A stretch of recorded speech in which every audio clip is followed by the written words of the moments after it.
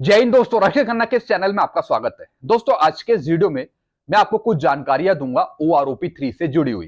काफी पेंशनर का सवाल है, फैमिली पेंशनर का सवाल है, क्या सर जो ओआरओपी 3 में हमारी पेंशन बढ़ी उसका लाभ सितंबर की पेंशन पे मिलेगा? यानी जो हमारी सितंबर की पेंशन आएगी क्या वो ओआरओपी 3 के अनुसार आएगी या फिर पुरानी पेंशन के अनुसार आएगी? दोस्तों, जहां तक मुझे लगता है कि अभी पीसीडी स्पर्श को या फिर सीजीडीए को बहुत सा काम करना है ओआरओपी 3 पर, जैसे कि सर्कुलर जारी करने ओआरओपी 3 पर, फिर उसके बाद जो ओआरओपी 3 की पेंशन है वो अपडेट करना स्पर्श पे, सॉफ्टवेयर पे। अब चाहे तो वो किसी फाइल को वो अपलोड करें या फिर वो मैनुअली फीड करें ओआरओपी 3 की पेंशन स्पर्श पे। तो अभी स्पर्श को पीसीडीओ को बहुत काम करना है ओआरओपी 3 पर। हालांकि सब कुछ कंप्यूटराइज है, डिजिटलाइज है, इसलिए सब कुछ जल्दी हो जाना चाहिए।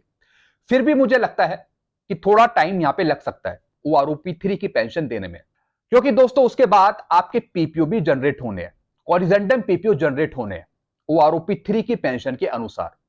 तो इसलिए मुझे जहां तक लगता है कि जो आपकी बढ़ी हुई पेंशन है वो आपको अक्टूबर की पेंशन में मिले और जो आपकी सितंबर की पेंशन है वो आपको पुरानी पेंशन के अनुसार मिले। जहां तक मुझे लगता है, ऐसा नहीं बोल रहा कि 100% आपको सितंबर की पेंशन में ओआरओपी 3 की पेंशन नहीं मिलेगी, एक रफली आइडिया बता रहा हूं, और सितंबर के बाद आपको एरियर उसका मिल सकता है।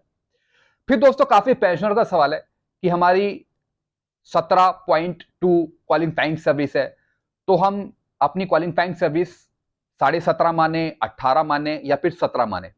यानी पेंशनर को अपनी क्वालिफाइंग सर्विस समझ में नहीं आ रही है। जिनके पूरे 17 साल है तो वो 17 साल में ही देखेंगे। जिनके दोस्तों 17 साल 2 महीने है तो वो अपनी पेंशन देखेंगे 17 साल में।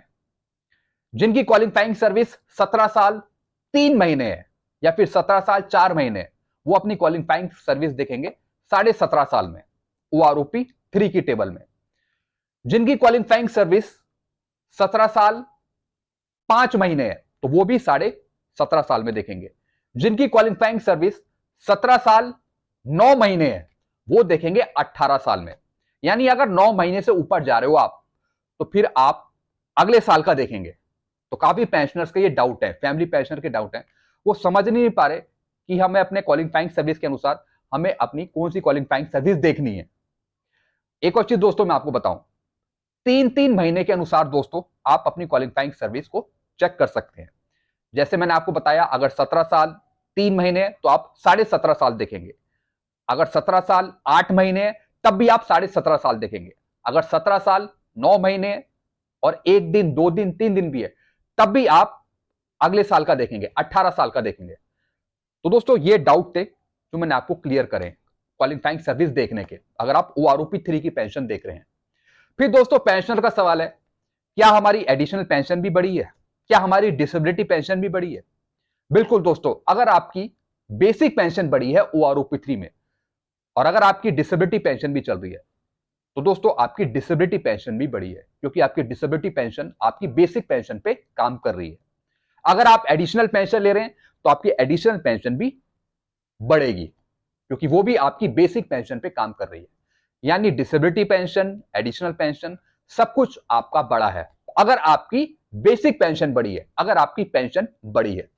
अब काफी पेंशनर का सवाल है, सर हमें लग रहा है कि ओआरओपी 3 टेबल्स फेक हैं, क्योंकि हमारी पेंशन बढ़ी नहीं, काफी नुकसान हुआ है रैंकों को, किसी को कुछ फायदा, किसी को कुछ फायदा, किसी की पेंशन माइनस में आई है। मतलब पेंशनर्स को यकीन नहीं आ रहा कि इतनी गलतियां कैसे हो सकती हैं ओआरओपी 3 टेबल्स में। हालांकि कुछ पेंशनर्स के कमेंट भी आए हैं, सर हम कोर्ट केस करेंगे, हम कोर्ट के पास जाएंगे, हम इस टेबल से संतुष्ट नहीं है, हम पीएमआर हैं, हम ओआरओपी के दायरे से बाहर कर दिए गए, हम जेसीओज हैं, सूबेदार मेजर हैं, हमें फायदा नहीं मिला, हमारी पेंशन माइनस में आ रही है। इवन जिनकी मेडिकल कैटेगरी है, जिनके 1 साल है, 2 साल है, 1 से लेकर 10 साल है, उसके बीच में उनकी पेंशन नहीं बढ़ी कुछ रैंकों की, तो उनका भी कहना है कि हम कोर्ट केस करेंगे, हम इस पेंशन टेबल से संतुष्ट नहीं है। दोस्तों एक चीज मैं आपको समझाऊंगा, आप जा सकते हैं, कोर्ट केस कर सकते हैं, लेकिन दोस्तों जो टेबल्स जारी कर दिए हैं उसका तो भुगतान मिलेगा ही, उसके भुगतान को कोई मना नहीं कर सकता। जो टेबल्स जारी कर दी हैं मिनिस्ट्री ऑफ डिफेंस ने, सीजीडीए ने, उसका भुगतान 100% मिलेगा। उसे कोई डिक्लाइन नहीं कर सकता। उसके बेस पर जो गलतियां हैं टेबल्स में, उसके अगेंस्ट जाकर आप सवाल पूछ सकते हैं। आप सवाल भारत सरकार से कि ये गलतियां हैं कैसे, क्यों ये गलतियां हैं। हालांकि दोस्तों इससे पहले भी कई कोर्ट केस चले हैं, भारत सरकार से पूछा है ओआरओपी 2 की गलती को भी लेकर, लेकिन भारत सरकार ने साफ मना कर दिया कि जो हमने दिया है वो बिल्कुल ठीक दिया है। सुप्रीम कोर्ट का आपने ऑर्डर भी देखा होगा 16 मार्च का, जिसमें सुप्रीम कोर्ट ने कहा कि भारत सरकार ने जो एवरेज का फॉर्मूला यूज किया है, जिसके बेस पर वो टेबल्स बना रहा है, वो बिल्कुल सही है। मतलब पॉलिसी में उन्हें कोई गलती नजर नहीं आई सुप्रीम कोर्ट में। तो दोस्तों सुप्रीम कोर्ट का यही आदेश था। तो दोस्तों आप पूछ सकते हैं सरकार से सवाल, आप जा सकते हैं, पूछ सकते हैं, लेकिन अभी भी इसके अगेंस्ट कोर्टों में केस चल रहे हैं। जैसा कि कैप्टन की पेंशन में विसंगतियां, उसका भी केस है। और भी केस चल रहे हैं, जैसे पीएमआर को ओआरओपी देना, उसका भी साइड पे केस चल रहा है। अब देखने वाली ये बात है कि जो कोर्टों में केस चल रहे हैं उसका नतीजा क्या आता है, क्या वो भारत सरकार के फेवर में आता है या फिर वो पेंशनर्स के फेवर में आता है। तो दोस्तों सबसे बड़ी जो दिक्कत है वो है पेंशन में प्रॉब्लम्स, विसंगतियां। जब तक कि डीप एनालाइज नहीं किया जाएगा, जब तक प्रॉब्लम्स नहीं पकड़ी जाएंगी भारत सरकार के द्वारा, जब तक दोस्तों मुश्किल है कि कुछ हो जाए। भारत सरकार अपना ही इस रवैये को अपनाए रखेगी आगे भी, जब भी ओआरओपी रिवाइज होगी। तो दोस्तों मैं ये उम्मीद करता हूं कि भारत सरकार इन गलतियों को देखे। जो उसने टेबल्स जारी कर दी वो कर दी, लेकिन जो गलतियां हैं इसमें वो उसको पहचाने और आगे चलकर इन गलतियों पे संज्ञान ले, इन गलतियों को देखे या फिर सुधारे, ताकि आगे आने वाले टाइम में और गलतियां रेस ना हो और परेशानियां ना बढ़े।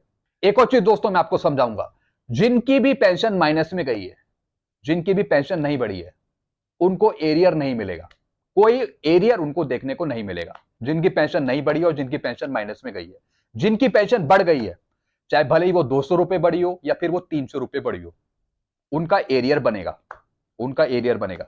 भले ही वो 2 महीने का एरियर बने या फिर 3 महीने का एरियर बने। तो दोस्तों सबसे पहले सर्कुलर का वेट करेंगे सीजीडीए पीसीडी की तरफ से, क्या वो सर्कुलर जारी होता है ओआरओपी 3 पर। तो दोस्तों अभी काम रहते हैं यहाँ पे ओआरओपी 3 के, अभी तो सिर्फ टेबल्स जारी हुए हैं, फिर इसका भुगतान होना बाकी है।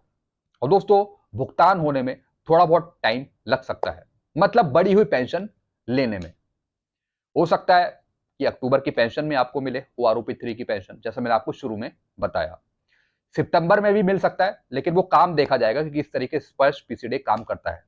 अगर सारी पेंशन वो फटाफट अपडेट कर देता है स्पर्श पे, सब कुछ कर देता है, तो दोस्तों हो भी सकता है कि आपको सितंबर की पेंशन में ओआरओपी 3 की पेंशन मिल जाए। बाकी दोस्तों आपकी क्या राय है, आप क्या समझते हैं, आप खुद ही नीचे कमेंट करके बताइएगा।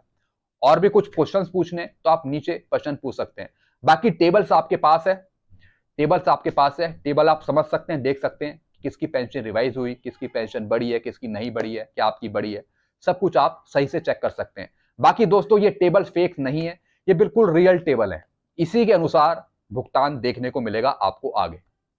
और ना ही ये कोई टेबल्स वापिस होंगी, ये कोई टेबल्स वापिस नहीं होंगी, जैसे कि सोशल मीडिया पे बताया जा रहा था, कुछ मैं कमेंट भी पढ़ रहा था, ये हो सकता है कि भारत सरकार ये टेबल वापस ले ले। बिल्कुल नहीं दोस्तों, ये टेबल फाइनल टेबल है, रियल टेबल है, इसी के अनुसार आपको आगे भुगतान देखने को मिलेगा, भले वो सितंबर में मिले या फिर वो अक्टूबर में मिले। तो दोस्तों इसके हिसाब से आप थोड़ा पेशेंस रख सकते हैं या फिर वेट कर सकते हैं। तो दोस्तों यही कुछ जानकारियां थी, यही कुछ चीजें थी जो मैंने आपको समझाई है। आपको और कुछ पूछना तो आप नीचे कमेंट कर सकते हैं। वीडियो आपको अच्छा लगता है वीडियो को लाइक करें और इस चैनल को आप सब्सक्राइब कर सकते हैं, जिसका नाम है Rakshit Khanna. Thank you so much.